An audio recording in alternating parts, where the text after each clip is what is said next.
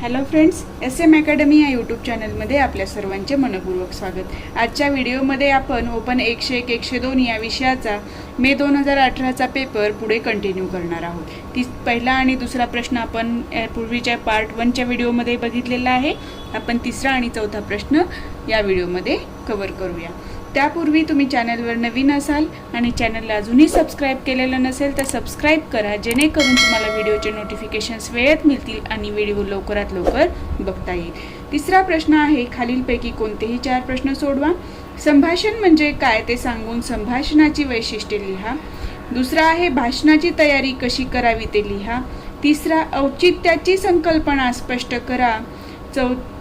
चौथा आहे, बोलण्यातील सुस्पष्टता वाढविण्यासाठी कोणते उपाय उपयोगी पडतात। पाचवा प्रश्न आहे, शब्दांशिवाय संवादही शास्त्रशुद्ध होणे जरुरीचे आहे, हे विधान स्पष्ट करा। आता या तिसऱ्या प्रश्नापैकी आपली भाषणाची तयारी कशी करावी हा प्रश्न थोड्या बहुत फरकाने आधी यापूर्वी विचारलेला आहे आणि चौथा प्रश्न जो आहे, बोलण्यातील सुस्पष्टता वाढविण्यासाठी कोणते उपाय उपयोगी पडतात हे आलेलं आहे। आणि हे जे प्रश्न आहेत तुम्हाला मी सांगते, या प्रश्नांपैकी काही प्रश्न तुमच्या परीक्षेमध्ये नक्की येतील। ठीक आहे। आता चौथा प्रश्न आहे, खालीलपैकी कोणतेही 4 उपप्रश्न सोडवा। निरीक्षणामध्ये डोळा या ज्ञानेंद्रियाची भूमिका स्पष्ट करा। हा प्रश्न येऊन गेलेला आहे। निरीक्षणामध्ये कोणकोणत्या घटकांचा समावेश होतो आणि 2 घटकांविषयी माहिती विचारली होती। आपण डोळा आणि कान याविषयी बघितलं होतं। ग्रंथालयातील संदर्भ विभागाचे महत्त्व स्पष्ट करा। शैक्षणिक ग्रंथालयाचे स्वरूप स्पष्ट करा। संदर्भ ग्रंथाचे स्वरूप विशद करून प्रकार लिहा। आणि 5वा प्रश्न आहे, पुस्तकावरून व्याख्यानामध्ये टिप्पणी काढताना कोणते नियोजन कराल ते स्पष्ट करा। हा प्रश्न सुद्धा रिपीट झालेला आहे। कसं तर इथे काय, टिप्पणी कसं काढायची, त्याचं नियोजन कसं केलं पाहिजे ते विचारलेलं आहे। कशासाठी? व्याख्यानासाठी। आणि ऑलरेडी प्रश्न आपण 2016च्या याच्यामध्ये बघितलेला आहे की टिप्पणी काढताना कोणती काळजी घ्यावी, त्या प्रश्नाचं उत्तर हेच ह्या प्रश्नाचं उत्तर आहे। फक्त प्रश्नांमध्ये शब्दांची हेराफेरी केलेली आहे, हे लक्षात घ्या। आता हे प्रश्न बघितल्यानंतर तुम्हाला काय लक्षात आलं की इथे संभाषण, भाषण, औचित्य, बोलण्यातील सुस्पष्टता आणि शब्दाशिवाय संवाद म्हणजे हे भाषण, बोलणे ही जी कला आहे किंवा वक्तृत्व, ह्या चॅप्टरशी रिलेटेड हे प्रश्न एकत्र आलेले आहेत। आणि पुढचा जेव्हा चौथा प्रश्न बघाल त्यावेळेला तुमच्या लक्षात येईल इथे निरीक्षण आणि ग्रंथ, जो तिसऱ्या पुस्तक आहे ग्रंथालय वगैरे निरीक्षण, ह्या ज्या गोष्टी आहेत त्या गोष्टींवर आधारित हा प्रश्न आलेला आहे। म्हणजे इथे प्रश्न आपण सर्व पुस्तकातून येतीलच असं काही नाही, तर त्यामुळे पुस्तकाचे 3ही पार्ट तुम्हाला कव्हर करायचे आहे आणि ओव्हरलुक करायचं हे तुम्हाला लक्षात आणून घ्या। ठीक आहे। आता आपण प्रश्न सोडून बघूया, त्याची उत्तरं काय लिहायची ते तुम्हाला आता लक्षात ठेवायचे। ठीक आहे। आता तिसऱ्या प्रश्नातला पहिला प्रश्न आहे, संभाषण म्हणजे काय ते सांगून संभाषणाची वैशिष्ट्ये लिहा। तर संभाषण म्हणजे काय, बोलणे जर एखाद्या दुसऱ्या व्यक्तीसमोर चालले असेल तर त्याचे स्वरूप अनौपचारिक व व्यक्तिगत असते आणि या स्वरूपाच्या बोलण्याला संभाषण म्हणतात। संभाषण म्हणजे काय, बोलणं जर आपलं जे बोलणं आहे ते एखाद्या दुसऱ्या व्यक्तीसमोर चाललेलं आहे, त्याचं स्वरूप कसं आहे, अनौपचारिक आणि व्यक्तिगत आहे, या स्वरूपाच्या बोलण्याला संभाषण म्हणतात।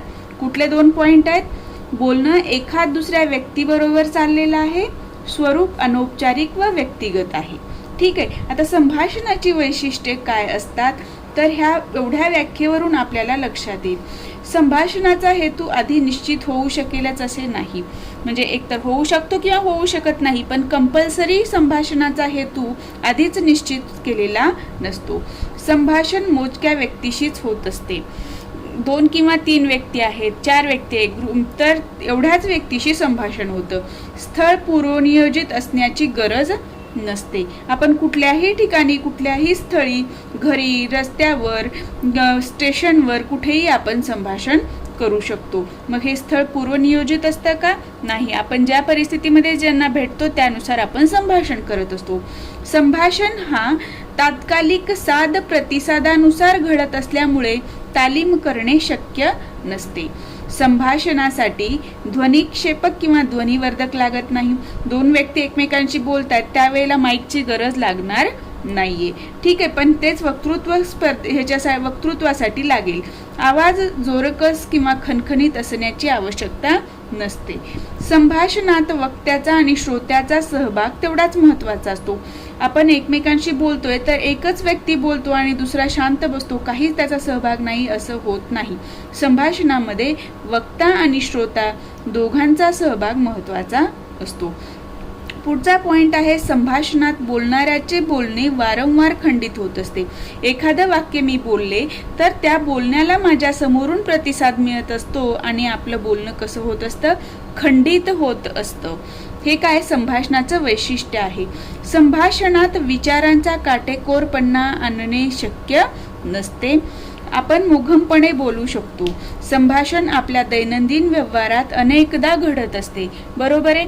सकाळी उठल्यापासून रात्री झोपेपर्यंत आपण किती वेळा तरी कित्येक व्यक्तींना बोलत असतो आणि आपलं संभाषण घडत असतं.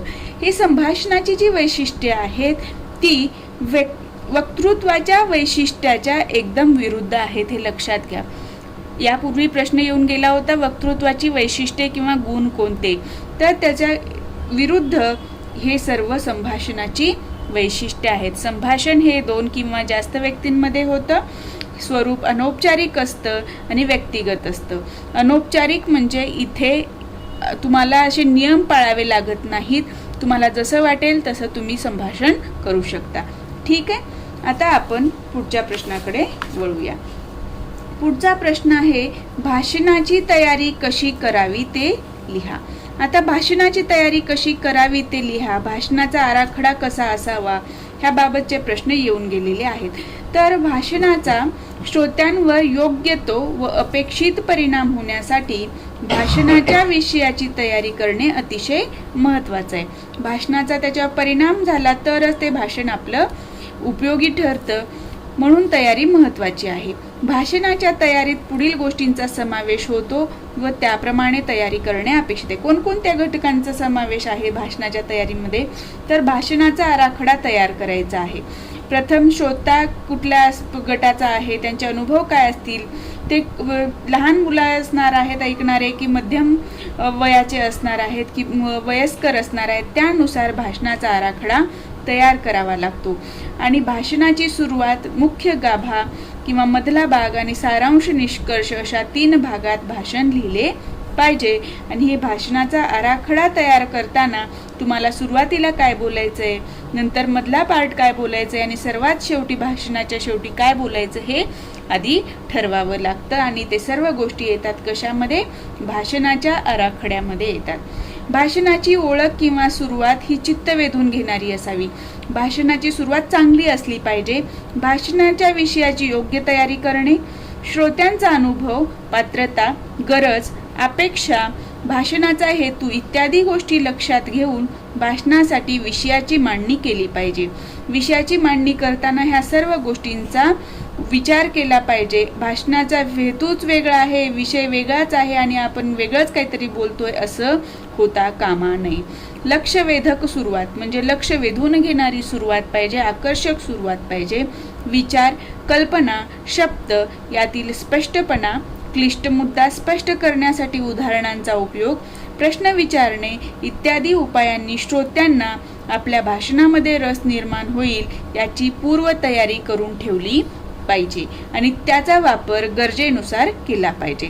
मोठ्याने वाचन करणे, मोठ्याने भाषण लिहिलेलं आहे, आपण भाषणाची तयारी केली, पण ते आपण कसं बोलतोय हे बघण्यासाठी आधी त्या भाषणाचं मोठ्यानं वाचन करायचं आहे. आरशासमोर भाषणाचा सराव करायचा आहे. रंगीत तालीम करणे, या सर्व गोष्टींचा पुरेपूर वापर करून भाषणाची तयारी करावी. लक्षात आलं? भाषणाची तयारी कशी करावी हे जर प्रश्न आला तर या पद्धतीने तुम्हाला उत्तर लिहायचं आहे. ओके, आता आपण वळूया याच्या पुढचा प्रश्न, तिसरा प्रश्न जो आहे त्याच्याकडे. तिसरा प्रश्न आहे, औचित्याची संकल्पना स्पष्ट करा. औचित्य हा शब्द बघितला की आपल्याला कठीण वाटतो. औचित्य म्हणजे काय, ही कुठली गोष्ट आहे, कुठली स्टेप आहे हे आपल्याला लक्षात येत नाही. तर आपण हे प्रश्न उत्तरातून बघूया. श्रोत्यांसमोर उभे राहण्याचा आपला हेतू त्या लोकांपर्यंत आपले विचार पोहोचवणे हा असतो. भाषणासाठी किंवा श्रोत्यांसमोर बोलण्यासाठी उभं राहतो तेव्हा हेतू काय आहे? आपले विचार लोकांपर्यंत पोहोचविणे.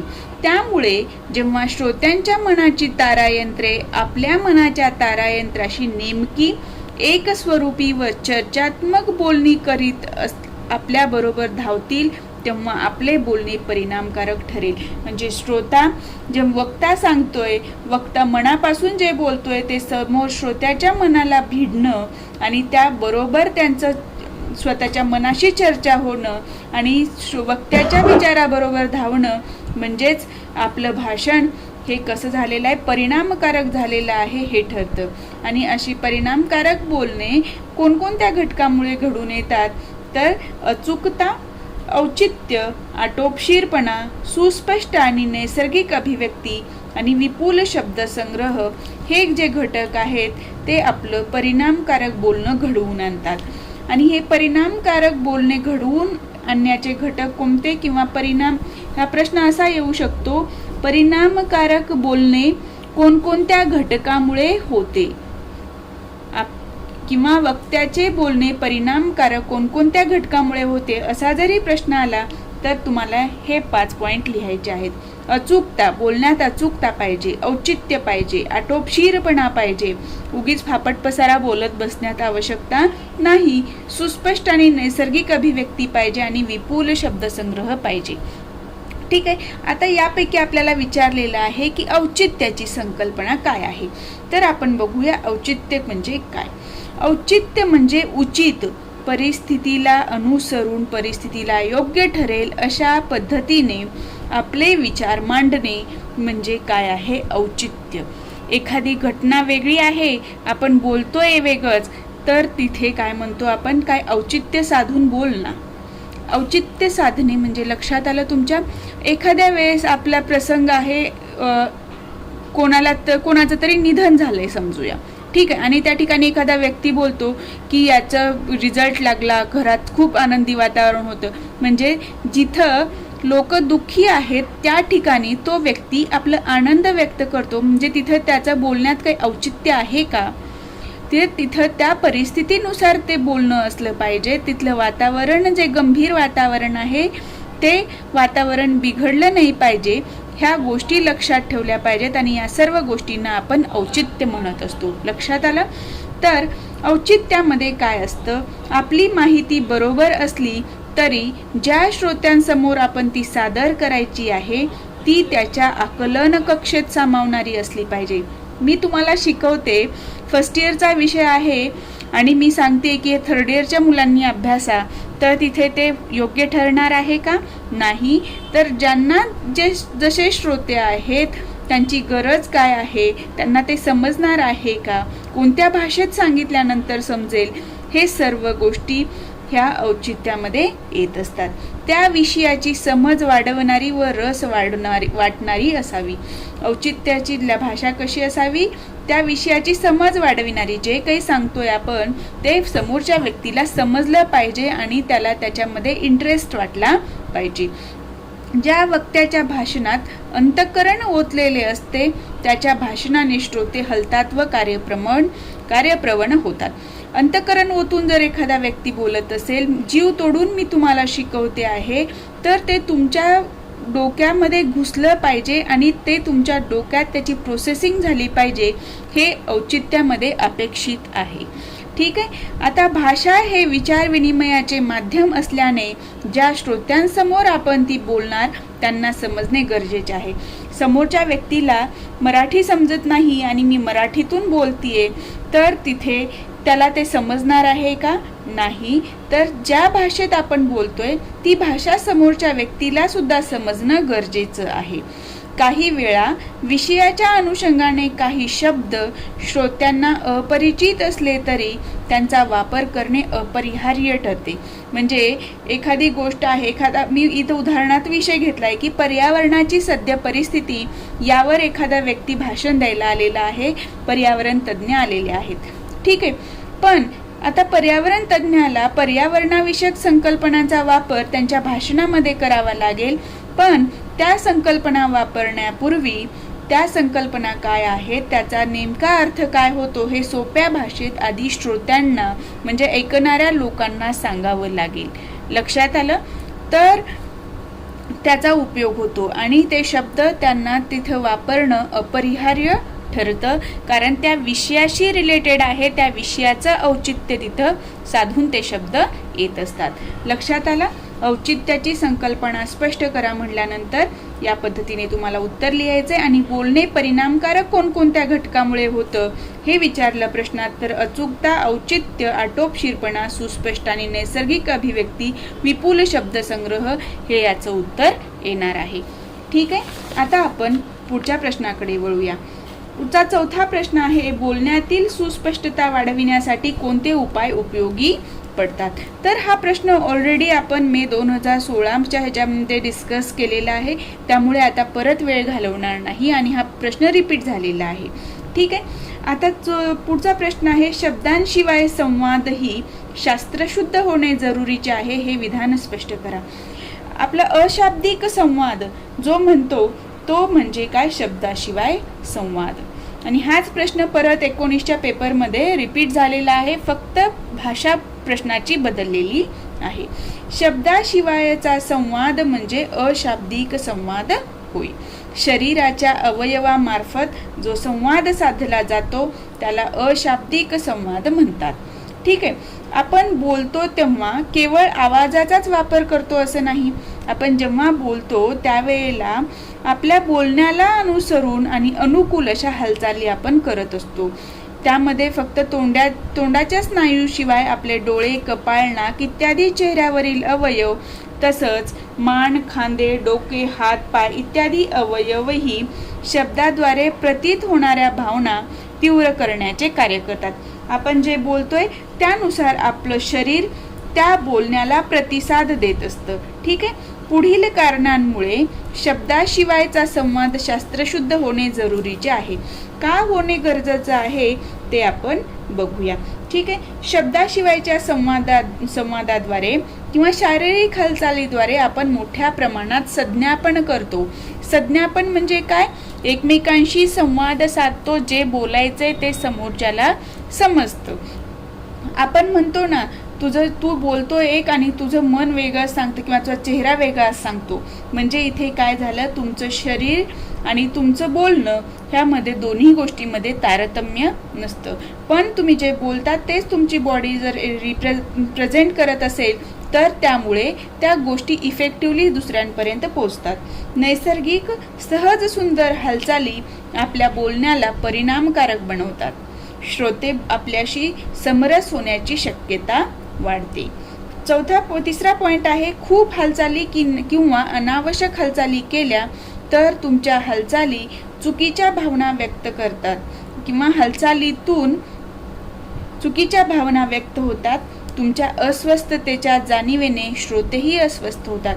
तर ऐकणारा व्यक्ती किंवा बघणारा म्हणतो, अरे तो किती हालचाल करतोय किंवा किती असंगत हालचाल करतोय, बहुतेक त्याला काहीतरी प्रॉब्लेम आहे, ते पण समोरचा व्यक्ती अस्वस्थ होत असतो. तुमच्या हालचाली चुकीच्या असल्या तर तुमच्यातर्फे जाणाऱ्या संदेशाचा चुकीचा अर्थ श्रोते घेतात. म्हणून या सर्व कारणांसाठी शब्दाशिवायचा संवाद शास्त्रशुद्ध होणं आवश्यक आहे हे लक्षात ठेवा. लक्षात आलं? या पद्धतीने तुम्हाला या प्रश्नाचं उत्तर लिहायचं. किंवा जर तुम्हाला असा प्रश्न आला की अशाब्दिक संवाद म्हणजे काय आणि अशाब्दिक संवाद शास्त्रीय पद्धतीने होणं आवश्यक आहे असं जर प्रश्न विचारला तर तुम्हाला हेच उत्तर तिथे लिहायचं आहे. ठीक आहे, आता तिसरा प्रश्न संपलेला आहे. आपण वळूया चौथ्या प्रश्नाकडे. चौथ्या प्रश्नामधला पहिला प्रश्न, निरीक्षणामध्ये डोळा या ज्ञानेंद्रियाची भूमिका स्पष्ट करा. जो प्रश्न रिपीट झालेला आहे, बरोबर आहे. निरीक्षणामध्ये कोणकोणत्या घटकांचा समावेश होतो आणि 2 घटकांविषयी माहिती द्या होतं. तिथं ऑलरेडी आपण 16च्या पेपरमध्ये डिस्कस केलेला आहे, तो भाग आपण आता स्किप करतोय. पुढचा प्रश्न आहे, ग्रंथालयातील संदर्भ विभागाचे महत्त्व स्पष्ट करा. ग्रंथालय असतं, प्रत्येक कॉलेजमध्ये आहे, शाळेमध्ये आहे, तर त्या ग्रंथालयामध्ये अनेक विभाग असतात. देवघेव विभाग असतं किंवा नोंदणी विभाग असतं, संदर्भ विभाग आहे, नियतकालिकाचा विभाग आहे. तर त्यापैकी फक्त संदर्भ विभागाविषयी माहिती विचारलेली आहे, संदर्भ विभागाचं महत्त्व विचारलेलं आहे. ग्रंथालय लहान असो वा मोठे, त्यात ग्रंथ निवडीपासून तर ग्रंथांच्या देवघेवीपर्यंत विविध प्रकारची कामे केली जातात, हे आपल्याला माहिती आहे. या वेगवेगळ्या कामांसाठी त्याचे विभाजन वेगवेगळ्या विभागात केले जाते. हे कामं व्यवस्थित व्हावीत म्हणून त्याची विभागणी केली जाते आणि त्यासाठीच एक आहे संदर्भ विभाग. आता संदर्भ विभाग म्हणजे काय, तर प्रत्येक मध्यम किंवा मोठ्या आकाराच्या ग्रंथालयात संदर्भ विभाग असतो आणि तो संदर्भ विभाग जो असतो तो संदर्भ साहित्यांसाठी असतो. ठीक आहे. या संदर्भ विभागाचं महत्त्व काय आहे, तर या विभागामध्ये शब्दकोश, ज्ञानकोश, वार्षिके, पंचांगे, नकाशा संग्रह, सार संग्रह, निर्देशिका तसेच विविध प्रकारच्या सूचींचा संग्रह केला जातो. आणि या ग्रंथाचा उपयोग वाचकांना जे प्रश्न पडतात त्या प्रश्नांचं उत्तर विशिष्ट माहितीच्या शोधासाठी किंवा संदर्भासाठी केला जातो आणि तिथून उत्तर आपल्याला मिळतं, म्हणून त्याला आपण म्हणतो संदर्भ ग्रंथ. कारण त्या पुस्तकाचा आधार घेऊन आपल्याला आपल्या प्रश्नाचं उत्तर मिळालेलं असतं, म्हणून आपण त्यांना काय म्हणतो, संदर्भ ग्रंथ. आता हे ग्रंथ सुरुवातीपासून शेवटपर्यंत वाचायची आवश्यकता नसते. त्याचा उपयोग फक्त जी गोष्ट आपली अडली आहे त्याच गोष्टीचा इंडेक्स वापरून करायचा असतो. हे ग्रंथ आरंभापासून शेवटच्या पानापर्यंत वाचले जात नाहीत, तसेच त्यांचा उपयोग फक्त ग्रंथालयात बसूनच करावा लागतो, म्हणूनही त्याला संदर्भ ग्रंथ म्हणतात. हे महत्त्व आहे संदर्भ ग्रंथाचं. आणि नित्योपयोगी माहिती ताबडतोब मिळावी या उद्देशाने या संदर्भ ग्रंथाची रचना व निर्मिती केली असल्यामुळे त्याचा उपयोग मोठ्या प्रमाणावर केला जातो. म्हणून संदर्भ विभाग हा ग्रंथालयाचा महत्त्वाचा विभाग ठरतो. या पद्धतीने तुम्हाला हे उत्तर लिहायचं आहे. लक्षात आलं ग्रंथालयातील संदर्भ विभागाचं महत्त्व. ठीक आहे. आता आपण तिसऱ्या प्रश्नाकडे वळतोय. शैक्षणिक ग्रंथालयाचे स्वरूप स्पष्ट करा. आता शैक्षणिक ग्रंथालय म्हणजे काय, शिक्षणाशी संबंधित ग्रंथालय म्हणजे शैक्षणिक ग्रंथालय हे शब्दावरून आपल्या लक्षात येतं. आणि आपल्या देशामध्ये आपली शिक्षण प्रणालीमध्ये प्रत्येक शाळेमध्ये, कॉलेजमध्ये, महाविद्यालयामध्ये ग्रंथालय असणं आवश्यक आहे. म्हणून बऱ्याच ठिकाणी आपल्याला ग्रंथालये सापडतात आणि त्याचा उपयोग अभ्यासामध्ये होत असतो. आपल्या देशाच्या शिक्षण प्रणालीमध्ये ग्रंथालयांना महत्त्वाचे स्थान देण्यात आले आहे. परिणाम स्वरूप शिक्षणाच्या विविध स्तरावर ग्रंथालयाची स्थापना आणि विकास करण्यात आला आहे. विविध स्तर म्हणजे कोणते स्तर, तर विविध शैक्षणिक स्तरावर म्हणजे कुठले स्तर आहेत, शालेय स्तर आहे, महाविद्यालयीन स्तर आहे आणि विद्यापीठीय स्तर आहे. जी ग्रंथालये स्थापन करण्यात आली आहेत त्यांना शैक्षणिक ग्रंथालये म्हणतात. शैक्षणिक ग्रंथालय म्हणजे काय, विविध शैक्षणिक स्तरावर जी ग्रंथालये स्थापन करण्यात आली आहेत त्यांना शैक्षणिक ग्रंथालय म्हणतात. आता हे शैक्षणिक ग्रंथालयाचे 3 प्रकार पडतात त्याच्या स्वरूपावरून. शालेय ग्रंथालय, महाविद्यालयीन ग्रंथालय आणि विद्यापीठीय ग्रंथालय.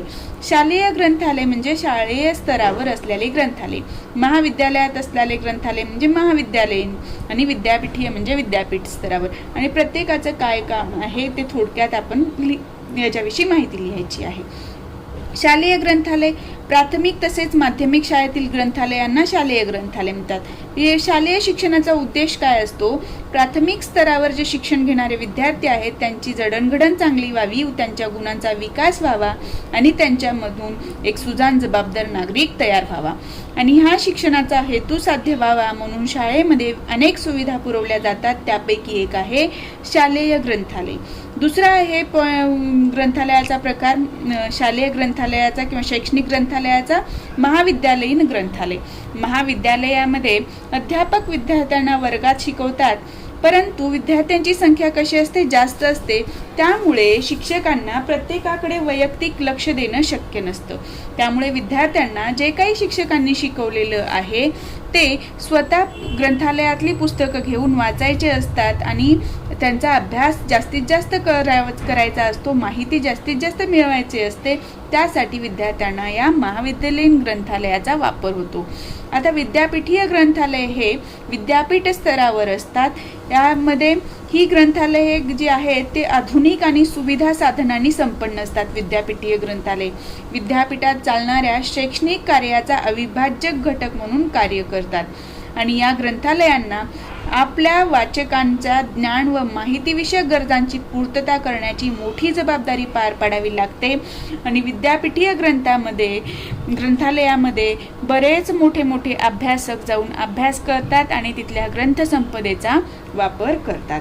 ठीक आहे, या पद्धतीने तुम्हाला शालेय ग्रंथालय आणि त्याचं महत्त्व यावरचा प्रश्न त्याचं स्वरूप विचारलेलं आहे ते तुम्हाला लिहायचं आहे. आता पुढचा प्रश्न आहे, संदर्भ ग्रंथाचे स्वरूप विशद करून प्रकार लिहा. संदर्भ ग्रंथ संदर्भ विभाग आपण बघितला. तो जो संदर्भ विभाग असतो तो हा संदर्भ ग्रंथासाठी असतो. ठीक आहे, निश्चित स्वरूपाची माहिती त्वरित आणि सहजपणे मिळावी या उद्देशाने तयार केलेला ग्रंथ म्हणजे संदर्भ ग्रंथ होय. निश्चित स्वरूपाची माहिती पाहिजे आपल्याला, ती लवकरात लवकर आणि सहज मिळणं यासाठी संदर्भ ग्रंथ निर्माण केला जातो. तर या संदर्भ ग्रंथाचं स्वरूप काय असतं? संदर्भ ग्रंथ सलगपणे वाचायचं नसतं, सुरुवातीपासून शेवटपर्यंत जे पाहिजे तेवढंच वाचायचं.